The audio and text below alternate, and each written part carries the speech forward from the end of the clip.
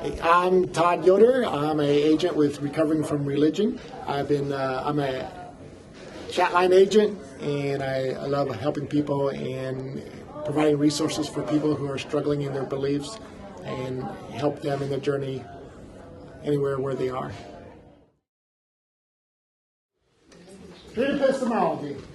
I'm just curious, how many of you have heard about street epistemology in the room here?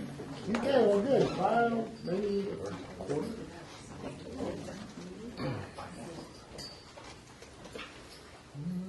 So,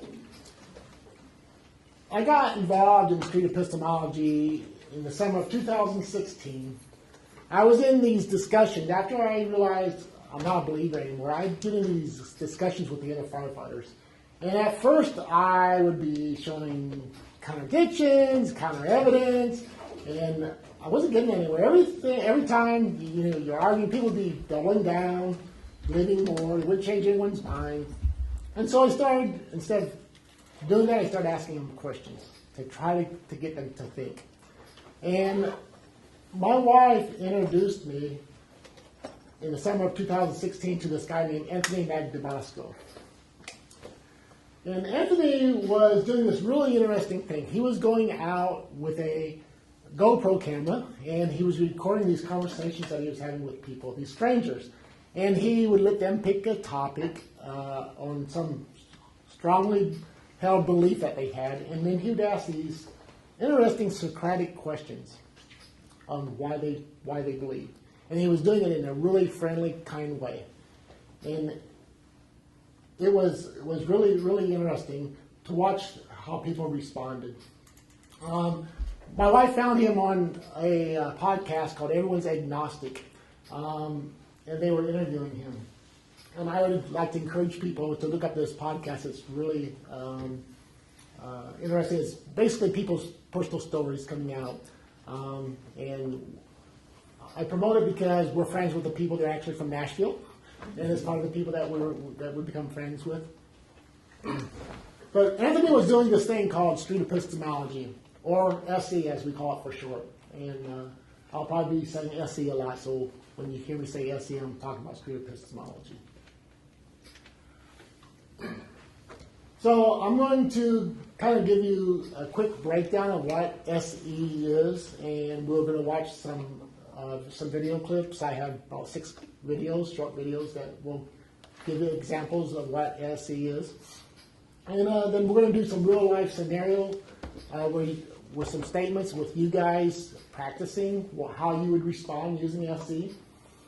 And then I'll open it up with some question and answers at the end. So, we all think we have the truth. Everyone thinks that they have the truth, even us. We want people to believe what we believe, and we try to get people to change their minds to believe what we believe many times. And so, as atheists, to accomplish this, we tend to debate people that have God beliefs about their beliefs. And it's hard to get out of this mindset of attacking a person's beliefs. So, you gotta ask yourself, what's the best way to find truth? What's the best way to find what is not true? Because believe it or not, we are capable of believing things that are untrue just as anyone else. Street epistemology is demonstrating a better approach to help people find truths and untruths for themselves. And that's a big thing, is that we want people to discover for themselves what's true and what's not true. You can't tell me unicorns aren't true. So this first clip I'm going to show you was Anthony back in 2012, where he used to argue and debate with street preachers. Fair warning, this guy, his name is Phil, and he is going to be talking a little bit about hell, so there's some fair warning about that. But Phil gives reasons why he believes. Pay attention, see if you can catch what are his reasons why he believes that what he's saying is true. Before I play this, I just want to make sure you all understand this is not an example of SE, okay? SE, okay? Jesus says, "My mother and my brethren are these which hear the word of God and do it." You said that right. We have the word of God It's not the Book of Mormon. It's not the Kabbalah. It's not the Babylonian Talmud. There's it's just the as- Word of God. there's- The King James Bible. There's just as much evidence for those gods that there is your God. Yes, there is. There's zero evidence. The Scripture says Christ Jesus came into the world to save sinners. That's what it says. But why should we believe it? Saved today. Why should we believe Are you that? saved? Not are you a Mormon or a Baptist or a Catholic or a Methodist, but are you saved? The Bible says we must be saved. Jesus saved me in 1987 in the month of December, and I'm not going back to what I was. I'm no better than anybody else, but my friends, as a street preacher, I gotta warn you, there is a hell, and you're going there, and you will not repent. There's absolutely no evidence for a hell or a heaven or a purgatory. There's no evidence for that at all. We'll find out. Not even knowing that it's true. In the book of You Luke, point to the Bible again. you went to hell. There's no evidence that the Bible's true. You don't believe it, dude. Of course I don't. I'm not convinced that it is true. Well, that's all You- right. you're making- Condemning you because you don't, man. You're making the claim. You need to prove to me that it's I don't true. have to prove to you anything. Yes, you do. You can't stand out here and make claims as if it's a fact Right here, man. and scare these people and young kids. What's wrong with you? The Bible says, yeah, personal experience and fear. It's easy to be angry, and we may want to argue and debate with people like Phil. After all, we've been lied to and led astray by people that we trust and love. And so it feels like also we wasted so many years of our lives. I was 50, I'm 56, I was 50, and I feel like I wasted so much of my life. But you know what? We found our way out. And if we can learn to channel this anger into something positive, I think it's a better way. It's easy for believers to dismiss an angry atheist, but it's harder to dismiss a compassionate, respectful atheist.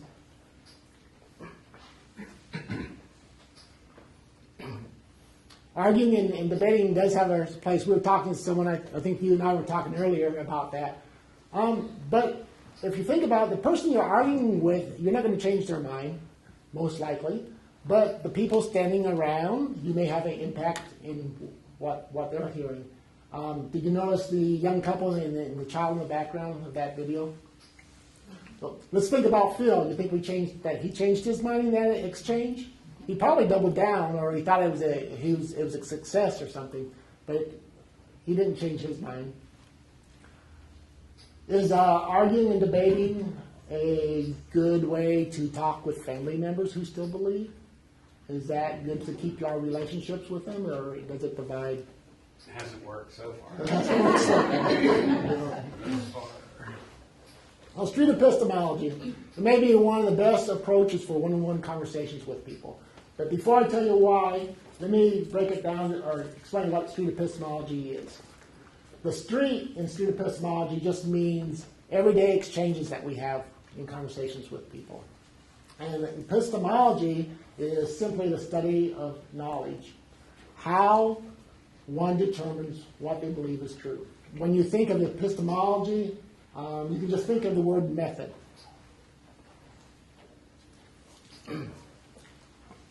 It's a good way that we can challenge people's beliefs in a respectful way. This method was created by Dr. Peter Boghossian, and it uses the methods of Socrates. Anthony Magnabosco has been honing in this practice for the last 5 years, and he's taken and recorded over 1,000 conversations that he's had so far. This is a definition that I really like. Street epistemology is a conversational tool to help people reflect on the reliability of the methods used to arrive at their deeply held beliefs. It's a mouthful, but it's pretty simple. Let's break it down a little bit here. It's a conversation tool. It's something that we use when we're engaging with people. Helps people reflect. This is a biggie. This is what we want to do. We want people to reflect on what our conversation. We want them to think about what was said after the conversation is over. Reliability of methods. Is the methods that people are using, are they reliable? Deeply held beliefs. SE tackles the biggies. It tackles the identity beliefs. It's a pretty simple concept, but it takes time and discipline to learn. And we'll talk about that in a little bit more. Street epistemology is about helping people, not harming them. Well, we want to help them to be able to ask questions for themselves. We are asking them questions. We're not telling them what to believe. It can be used on all kinds of claims, not just God claims. It can be used on karma, I've seen a ghost, fear, politics. Unicorns. She loves unicorns for some reason. But it strives to uncover truths, not to evangelize for atheism. We're about understanding where the person is at. It's real important that we listen and repeat back what we hear the people are saying in our conversations to make sure that we are understanding where they're coming from. And then we accept wherever they are. And we don't argue. If someone says that they believe on faith, and we ask to clarify, what do you mean by faith? And they give us a definition of faith that goes all against us, it doesn't matter. We go with their definition and we stay with it and we use that in our conversations. So that way we are on the same page with them. It's ideal for our one-on-one conversations, and it's all about placing a pebble in someone's shoe. So after the talk is done, they still will reflect back on what we were talking about. So here's a essay in a graphic form. It's the what, the why, and the how. What they believe, why they believe, and how they know what they believe is true. So the top things that we want to understand is their belief. We want to be clear that we understand what they believe, so that way we can go on to the reasons. When you're examining the reasons of why they believe, we want to peel back the layers of these reasons, because they may give out, let's say they have a God belief, that they believe that Jesus is real, and you ask them why, they may say because miracles, or they saw a healing, or that the scriptures are fulfilled in prophecy. And if we peel those back and say things like, well, if it was shown to you that the prophecies weren't actually true, would you still believe it? And they'd still be 100% sure, even if the prophecies weren't true, then we know that's not the real reason. We want to get to the base of why they really believe. And usually it comes down to either faith or personal experience.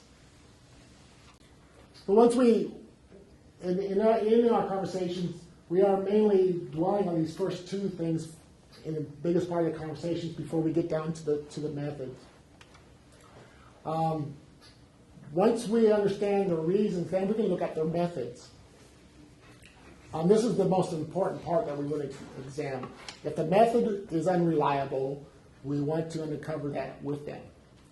And that's key. We want to do it with them. We don't want to tell them. We ask questions. Say if faith is their main reason, we can ask questions like, if a Muslim is using faith to determine that their God is true, and you're using faith to determine that Jesus is true, how can I, as someone who's neutral, or how can we together determine who's using faith properly? I mean, is faith actually a good way to determine if something is true or not?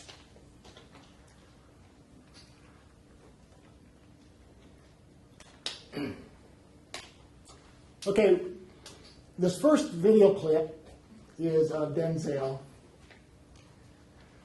And Denzel believes that porn kills love. Okay? When you're talking to people, you want to set aside your biases. Whatever you think about porn, set that aside and be neutral. the best you can. Huh? What's that? The zone, I don't know that. Probably not. Pay attention in this clip how Anthony is peeling back the layers of why he really thinks that porn kills love. Okay? Focus on the reasons. The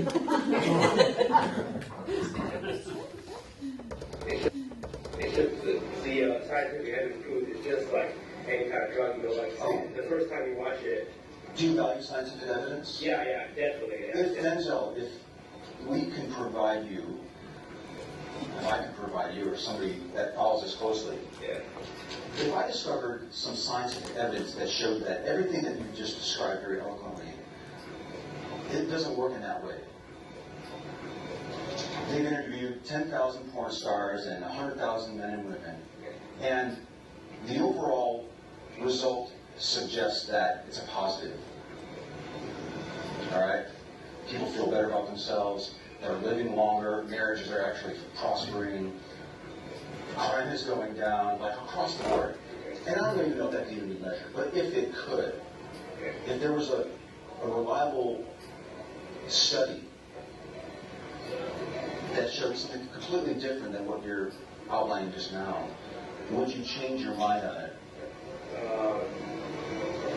So I would, because at the end of the day, I do value scientific evidence, social evidence, and that kind of stuff. But then the heart of it, I'm a Christian, so I live by a set of principles. It would have been a waste of time to talk about porn, right? Because he peeled back the layers. He thought he was giving reasons why he thought this was true, but we peeled those back, and that wasn't the real reason, scientific evidence. It was because he was a believer.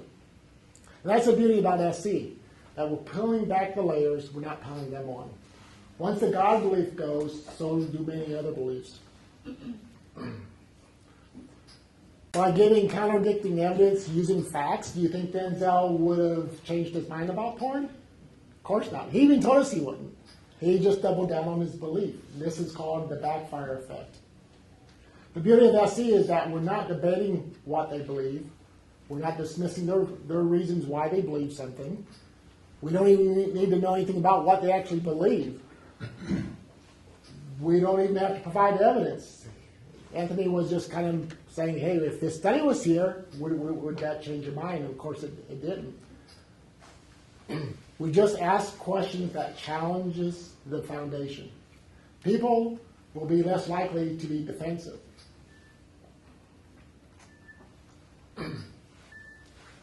This is Gordon. He is a elderly Christian, and a lot of times in our conversations, we're tempted to go onto these rabbit trails. Someone will say something, and it's easy to take the temptation and split off and run with the other directions. But notice how Anthony stays focused on this guy's method. We put in here, Anthony's head's going to pop up on the screen every time there's a chance or a temptation to take a rabbit trail. Okay? So that's kind of to focus on. At the very end of this video, there's a big reveal about what Gordon thinks. So see if you can catch that. Why, Gordon, do you believe that a God even exists? Because I was brought up a Christian. I was brought up to believe that. I mean, How long have you had the belief? since I was able to think.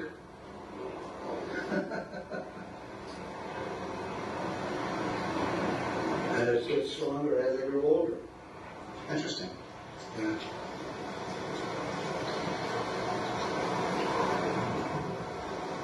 Yesterday, I ran into a family that had a little 4-month-old baby. And they identified themselves as Christians, but they could have easily been Hindus or Muslims or pagans. Doesn't matter. Well, not pagans, but pagans are non-believers. But that doesn't matter what religion you come from or what your ethnicity is, as long as you believe in a supreme being. Whether you call him Allah or God or Nehu or whatever, as believe. Doesn't matter. Let's say that little girl is raised to believe that there's no God. Well, I feel sorry for her. Would she be just as correct in her belief as you being raised with your belief? Just as correct. No. And Why not? because this was all created for us, or by God, and we look for eternal life. And that comes through salvation. And if you don't believe in God, then you can't have salvation. Are you saying that if a child is raised to believe in a God, they're justified in having the belief? But if a child is raised to believe in no gods, they're not A justified? young child has no concept of what's right or wrong at that point. They believe only what they're told. And so what they are taught in the first 5 years of life will probably be with them for the rest of their life, which is unfortunate. Thank you, kids.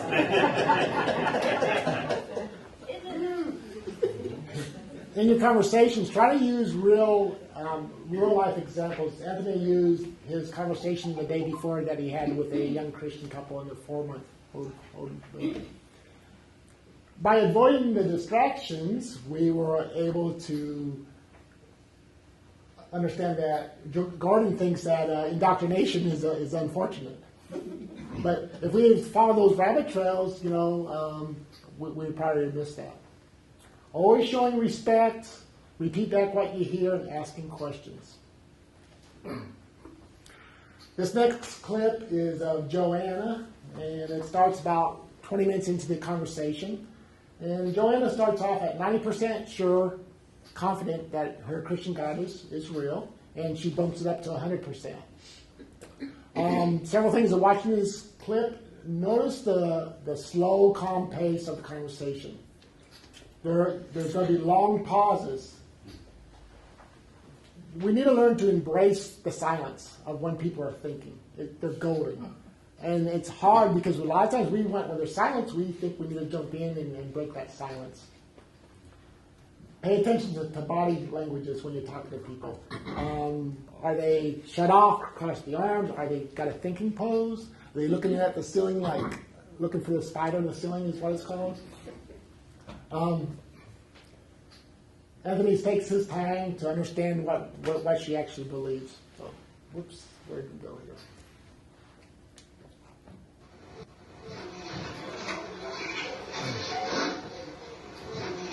If this belief that's in your head and this 100% certainty that the God exists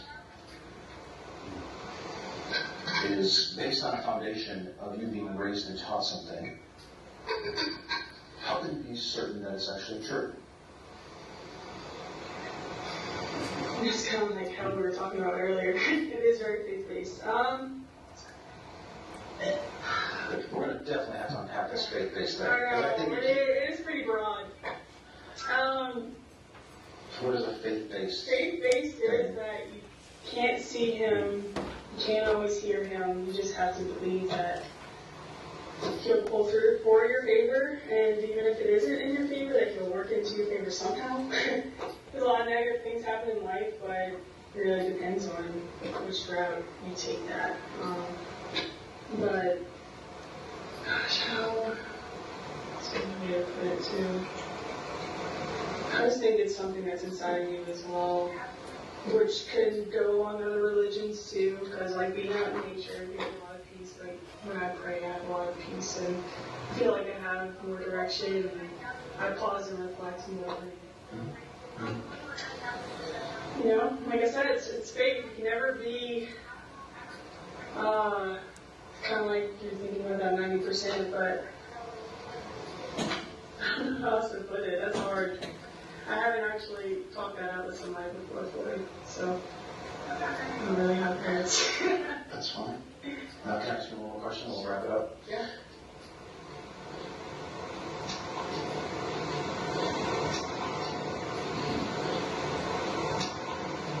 So my question is, if you couldn't use faith to conclude that your God exists, to have 100% level of confidence. If a faith-based foundation wasn't an option for you, where do you think you would be in terms of your confidence that the God existed?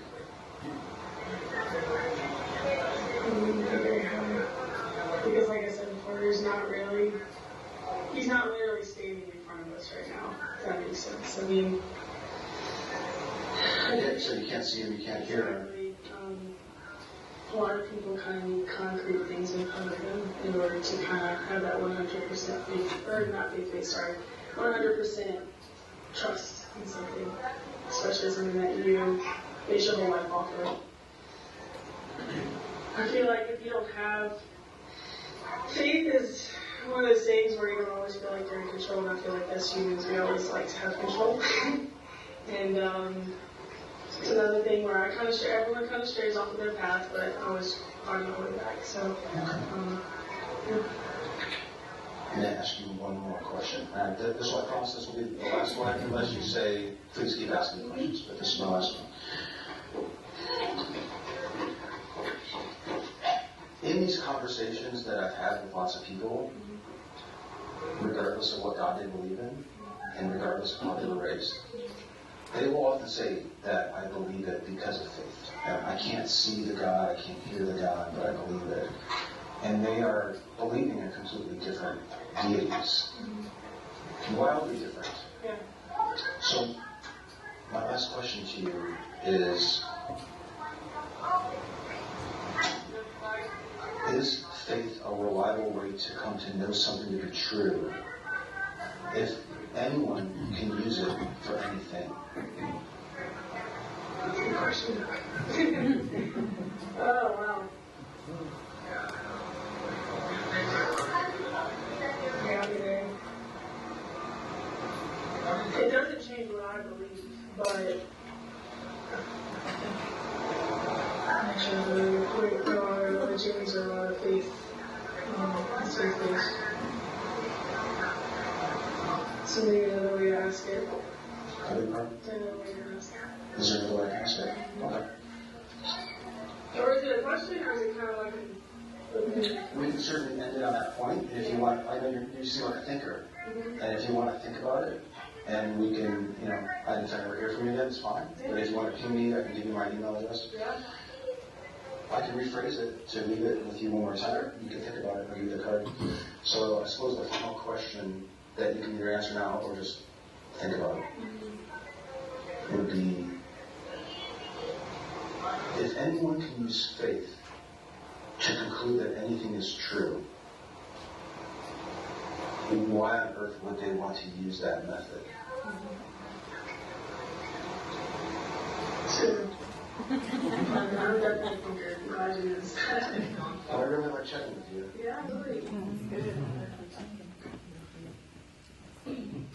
Did you notice her saying, "You got me there"? That's not what SC's about. We're not trying to put anyone in a corner, put anyone on the defensive. We want to make them think on their own. And you notice that he's willing to end a conversation when they want to have more time to think about it. You don't have to keep pressing the issue. Allow them to think. And he gave her a card so she could contact him again if she wanted to. And a pebble was placed in her shoe. And that's what we want to do. Notice how the conversation ended on good terms. No one was upset with each other. They all were friendly, and that's a biggie to me.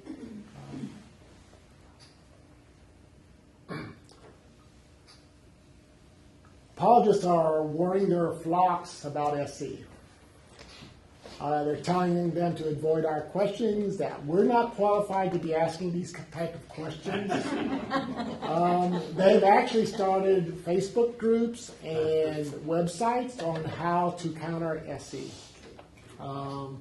So apologists are usually targeting the reasons, and we are going for the methods, and it's throwing them for a loop.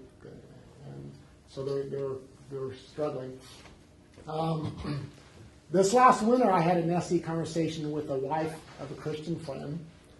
We had a really good talk, and I didn't think I made that big of an impression, but last week I was up in Iowa visiting with them, and on her nightstand, or not nightstand, in her study, she had this book. And she's involved in a study group on how to answer the tough questions that atheists ask. So this book was written by Rabbi Zacharias in, I think, 2017.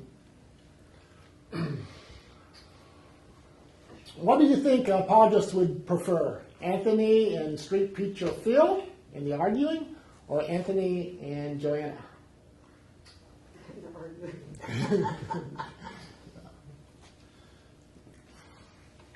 This clip is of James and his wife Barbara, and James is 100% sure that his Christian Baptist God is real. This clip starts about 20 minutes in the conversation, and James has a Jehovah's Witness friend named Gilbert who's trying to convert him. And James is seeing the benefits of SC, and he's thinking, man, if I can learn SC, I can use these questions on my friend. So it's pretty interesting. I was already thinking about this, and I'm not happy about it.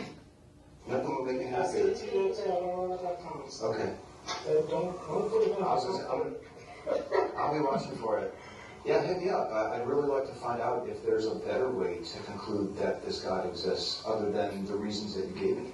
Do you find that the reasons that you've explained to me very great, very well? That's a good question for my brother. That's a good question for him. Why? Because he's so strong in his beliefs. Mm. You know, my brother Gilbert, he's so strong in his belief. I'm asking, hey, Gilbert, is there, how sure are you? I'm going to see what his, I think his answer is going to be similar to what I just gave. I'm going to ask him.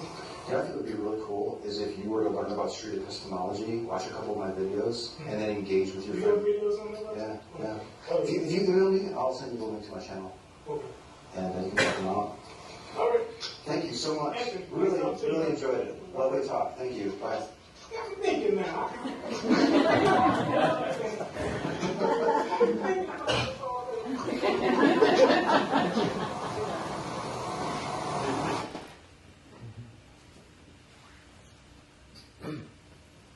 Did you notice that James was concerned about his friend that was so sure in his belief? But yet he's 100% sure also. You know? So our goal is to help people think again. And also, notice how the conversation ended. The conversation was a little over 20 minutes long. Usually they are only 5 to 10 minutes long. But James was 100% sure, and it was revealed that his base was on faith, and it was revealed that faith is not that reliable to know if it's true or not. So. SC is not just for atheists. We want Christians to learn it because it will open them up to asking questions themselves. So we want everyone to learn this method. This next one is Kiana, and you're gonna like her. She's really bubbly and it's fun to watch. She's 82% confidence that karma is real. Okay. So on this next video, we changed up a little bit. In this top corner here, we're going to have a count of the pauses, asking questions, and repeating, and the telling. And the first three, the pausing, asking, and repeating count should be pretty high in our conversations. Telling people should be really low. And then on the other corner, on the top, we're going to have the SC pyramid, and showing the belief and the reason and the methods. And when Anthony is hitting each one of these method or topics, they'll be highlighted. So that will help you kind of follow the conversation a little bit. You'll enjoy this one. This is a good one.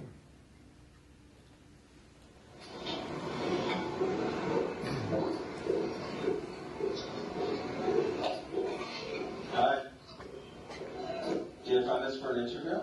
Sure. All right, awesome. How you doing? Good, how are you? I'm good. I'm live streaming and recording. You down with that? Yeah. All right. My name's Anthony. Hello, Anthony. I'm Kiana. Hi. It's a pleasure to meet you. You too. Such a smiling face. Are you happy for about something, or you're good news, or you look really happy? Well, school's out, so Yeah. yeah. And you have finals next week? Yes. I had some earlier this week and I'm on. Okay. May I get the spelling of your first name? K-I-A-N-A.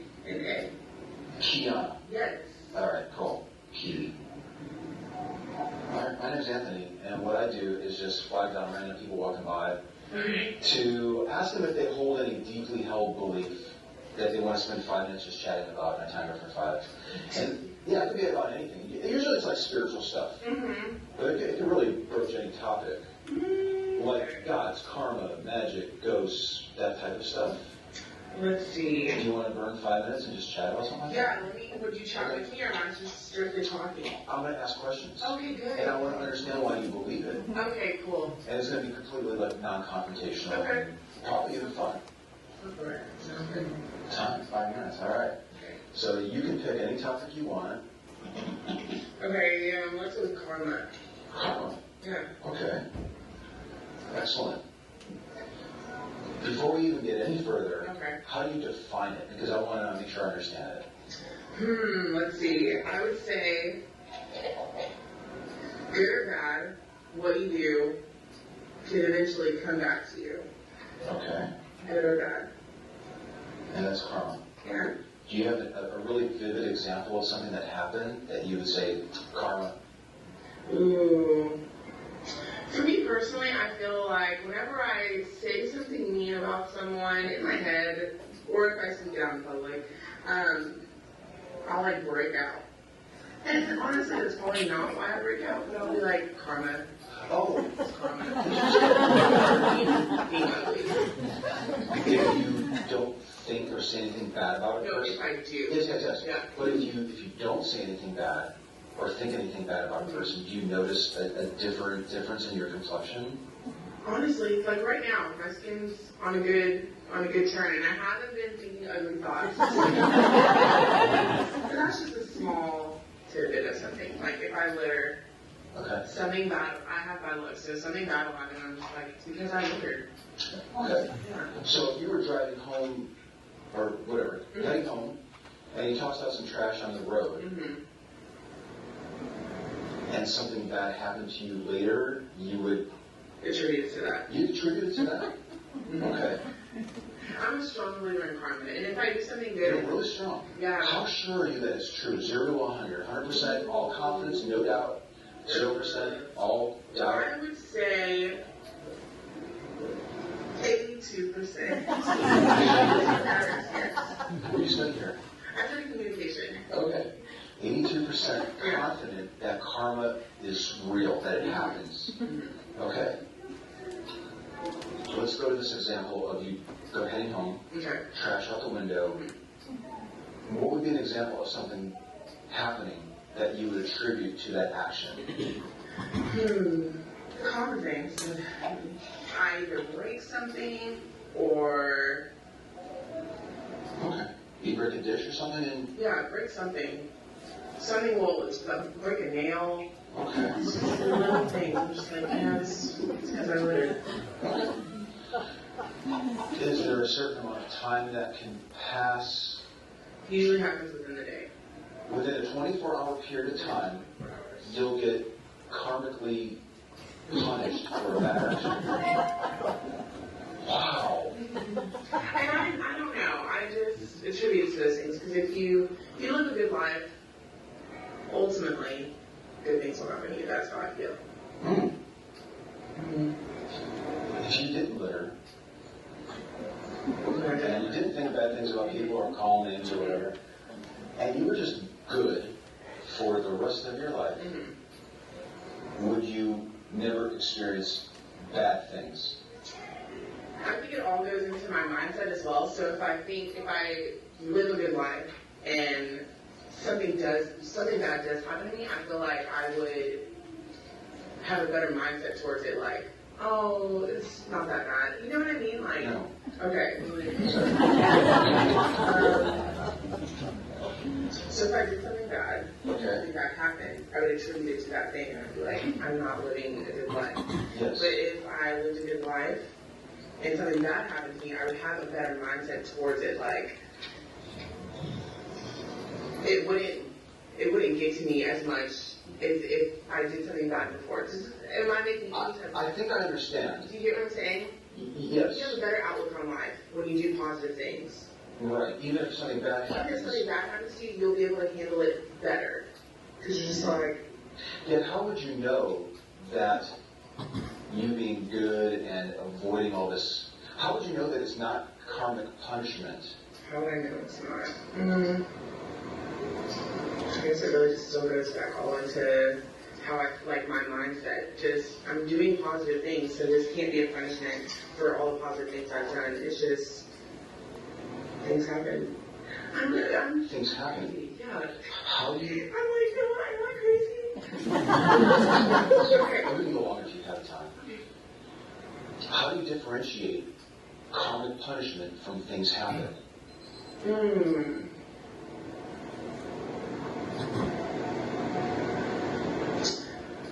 think it would be just things that are just, how did this happen? Why did this happen? Oh, that is a good question. You make me rethink my whole life. I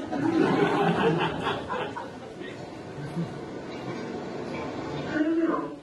I feel like it would just, if I did something bad and something bad happened immediately after, I'd be like, this has to correlate. Like, this is punishment. God's telling me don't do that again. I don't know. That was a good question. Because I'm trying to think of anything bad that's happened and I feel like I've been doing good. I usually just brush it off. Because like I said, my mindset's in a different place. If I haven't done anything wrong, I'm just like, it'll get better. It's almost like a snowball effect for me. If I do something bad and then something bad happens, I'm just like, oh my gosh. And then my mindset is in such a bad place.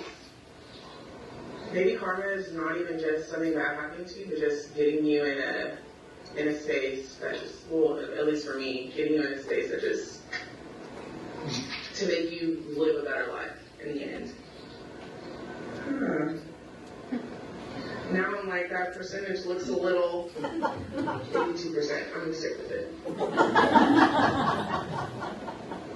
If you have no way of telling the difference between karmic punishment and things just happening, why believe in it at all?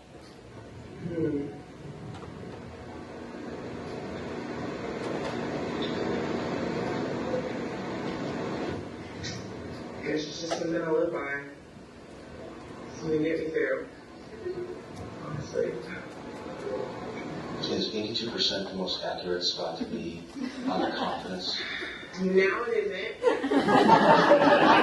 Like, now you're going to go back home and think about this, and I'm like, I need help. Okay. I'll give you a card when we're done, so you can Okay, do it good. again. Because if I get it, I'm going to be like, okay, I have it. Let's see, I would say now that I'm a little unsure,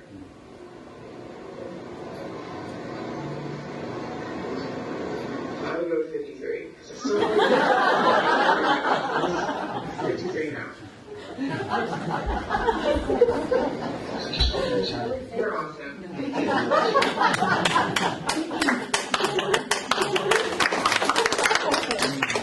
Notice the numbers up here.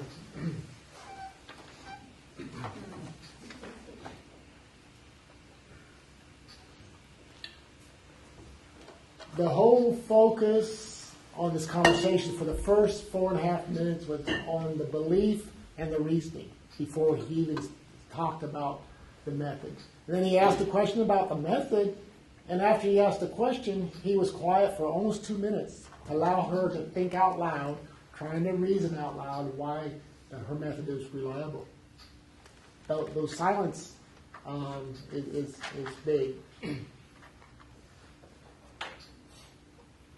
Once again, big thing, conversation, and positive, friendly, okay, and that's key.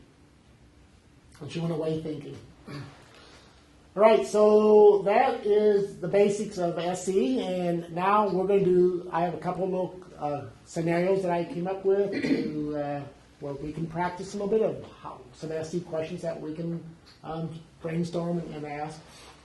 The first, I'm going to show you a statement, and then I want you to respond how you would typically respond, and then how one might respond using the SE pyramid instead, using the belief, the reason, and the methods.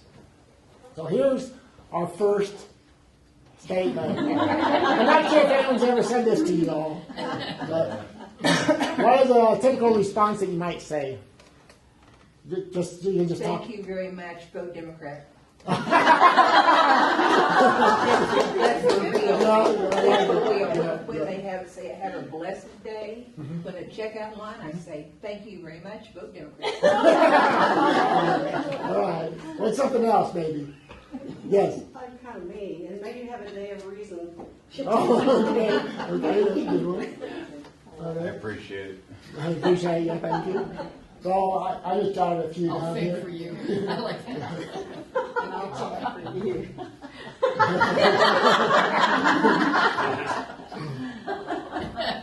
Okay, so now let's think, try to respond back for an SC response.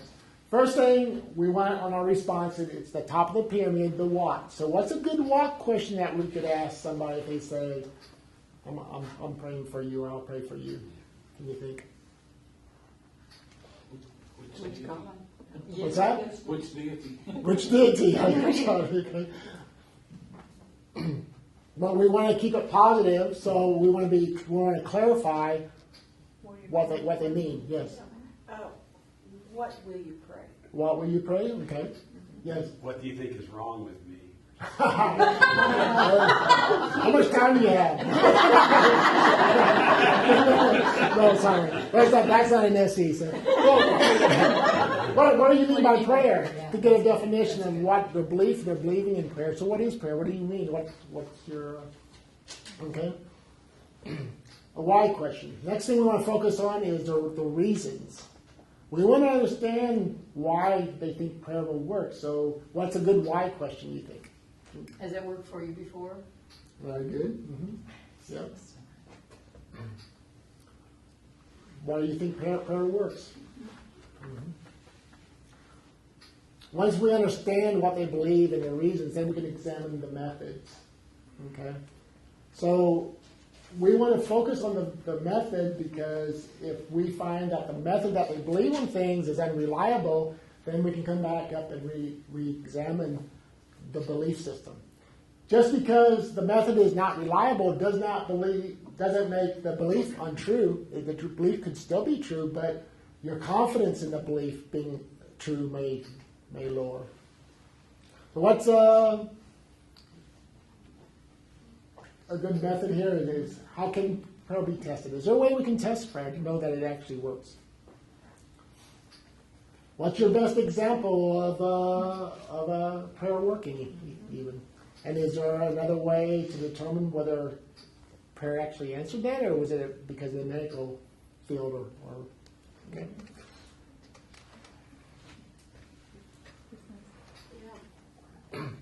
Okay. What would be a typical response? Atheism is a religion.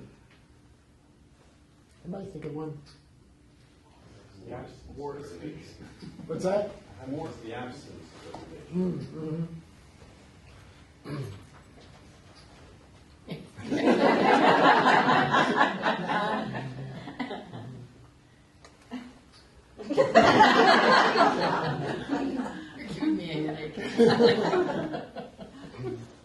Okay, so atheism is a religion. We want to understand what they're saying, so what is a good what question about their belief? What do you mean by religion? Very good, very good. Yeah. What if they gave a definition that religion is a belief system because you believe something? Would that moot our and you say I believe there is no God? Is that a belief system that we believe there is no God? Would that moot the conversation? It may, but remember we want to take their definition. If they say that, we want to take the definition of how they believe in something and run with it. It may moot the conversation, but it may open up doors to other conversations too. What's a good why question? Reasons that they believe that atheism is a religion. And then the method, examining the method, how they determine that this is actually true.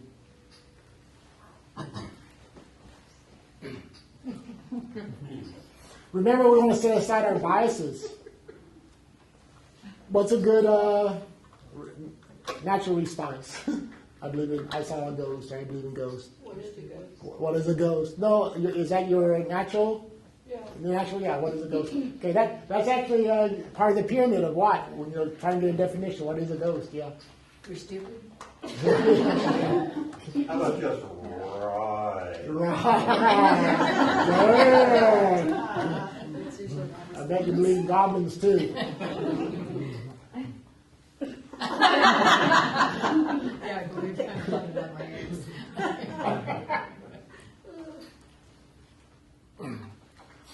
You know, again, we want to set aside our biases because if ghosts are actually real and they have evidence that they are real, I want to believe in things that are true. So we want to be sincere in asking our questions. So, what you asked a good question. What do you mean by ghost? Get their definition. Why?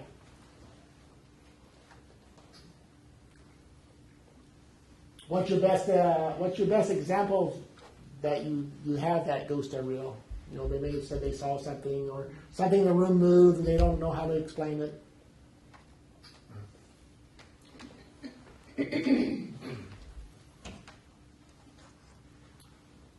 And then the method, examining the methods.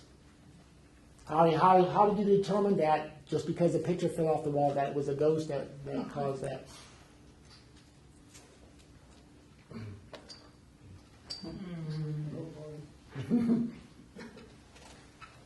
Typical response? Which version? Which version? Very good, yes. Yeah.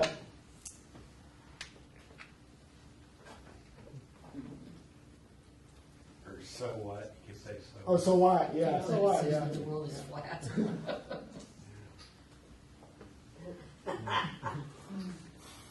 So those answering questions like that there, that's going to start us off on the wrong foot on the conversation, won't it? But using SC, using a what question, how we want to peel back and figuring out what they believe. So someone asks, what Bible? What do you mean by true? Get their definition of truth. Yeah, what truth? Yeah. Because the Bible is true. I mean, it's largely historically accurate anyway. But Only the parts of the Catholic Church were led in the Bible. Amen.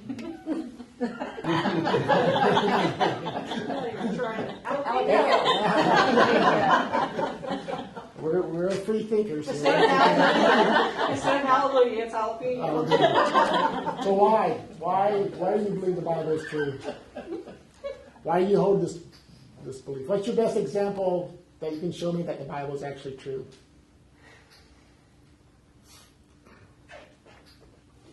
And then the method. So how do you know that your Bible is true and the Quran is not? You know, compare with outsider believers, test of faith. Okay, so let's open it up for if you all have any questions about SC. Hi, that's good, great. Yes. In the first video, the gentleman said that if you're brainwashed or indoctrinated for first 5 years, you know, that's basically how it works. And I was wondering, or what we're trying to do to convince these people that were indoctrinated and brainwashed for 20, 30 years, can we change their minds, or it's a waste of time? It's not a waste of time. I was in it for 50 years. Okay, with the caveat that if you have been taught for critical thinking and you want it, You can't teach a language to someone who doesn't want to learn the language. You know? And that's the key here, is trying to get people to ask these questions themselves, to themselves. Because they're not allowed to ask these questions usually. We don't allow ourselves to be open and ask questions. And so we're trying to place a pebble to make them to start thinking for themselves. That's why, Yes? Another way to think of the pebble is you're planting a seed. And seeds need different kinds of terrain as to whether they will take root or not. But if you plant the seed, maybe the terrain isn't there in that person right then.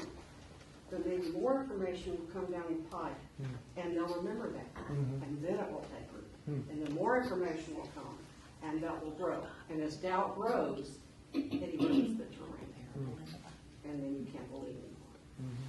Yeah, it's baby steps.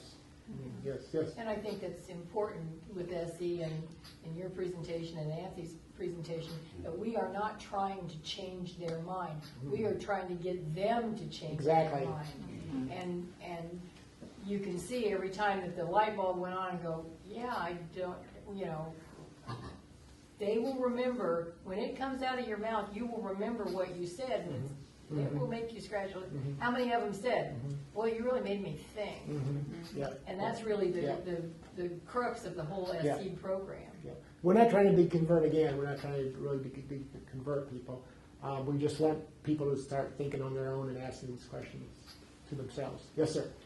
I tell people, don't read your Bible, study it. Yeah. I saw a meme on Facebook that I thought was extraordinarily important. It's a picture of the Bible, and it said, "This is not a bag of trail mix. You can't just pick and choose what you like." I like that. Yeah, that's good. Yeah. Yes, sir. Claudia mentioned about planting the seeds or sharing it, but when they go back to their family, to their church, or their say that it can be washed again. That seed could be thrown out. Right. They go back and get reinforcement of their beliefs by other people that believe the same so thing. So what percent of that when they go back to their families or they go back to their groups, they still. So what I'm saying is that you have to have a sort of raised with the critical thinking and all your life and want to change, otherwise many of us that we changed, in old age or whatever, but if you are not, you're going to go back and then your friend or your sister, your brother is going to say, oh, that was a bunch of crap, and then right. you're say, yeah. Unfortunately, I mean, driving into town here, I was pretty, I shouldn't be shocked, shouldn't use the word shocked, but every corner it's like Fort Smith, you have a church or billboards of people for the businesses with a fish symbol on it and stuff. But yeah, it's hard because people go back, they have some questions, and so they might go back and ask their spouse or a friend, and they'll give them some answer for them to help them to get out of that thinking. So yeah, yes, ma'am. We talked about in the first half that deconversion from religion can cause all these sort of psychological problems. It can cause suffering in the person, that deconversion. How, like when performing street epistemology, I've been reading about it since I heard about this talk. How can we make sure that when we're performing street epistemology that it's done ethically in a way that causes the least amount of suffering?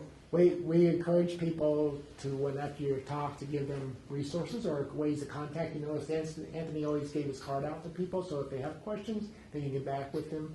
If someone is really seeking for something and is asking, Anthony is a big promoter for Recovering from Religion also, and he refers. We get a lot of people in there saying, "Hey, I watched these SEs videos and I have questions. I'm struggling," and so we refer people. We just don't give it. Say, "Hey, stop believing, and you're on your own." And give people resources and help them. And he has a lot of people return to him. Oh yeah.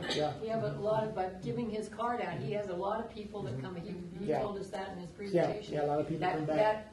Tiana comes back, second half, and it's even lower. Yeah.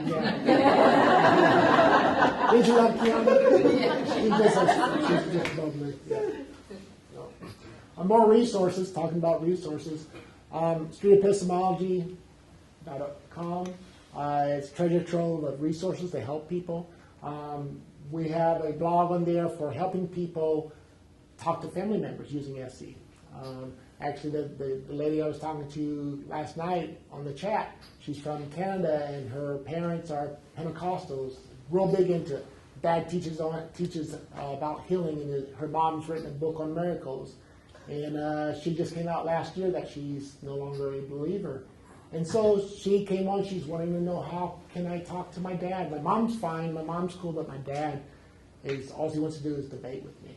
And so we talked about street epistemology, and I led her to this blog on how to communicate better, where you're not debating and fighting with your dad, and try to keep that relationship. So we got a lot of resources there. Bunch of videos. There's a lot of channels on YouTube. If you just go to YouTube and type in street epistemology, there's hundreds of them out there now. And 101 now. Huh? 101 now. 101 now, yeah. Cordial Curiosity is a real good one. And then, of course, Anthony's. So ways to contact me, you can follow me on Twitter, and there's my email if you want that. So I appreciate the time. I'm available if you guys want to come up and talk afterwards. Me and my wife will be here, so we're also going out to eat with y'all. So appreciate your time and everything. So thank you.